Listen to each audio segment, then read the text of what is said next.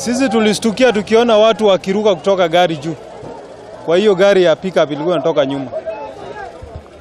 Sasa kustukia kuna gari zimegongana side ya chini sasa. Kufika kwa mahali ajali ilifanyika tukapata gari zimegongana gari 3. So kitu ambayo tunaweza sema kwa hii barabara, angalau serikali imetuwekea pumps. Lakini serikali nayo wacha iangalie speed ya gari ziko juu.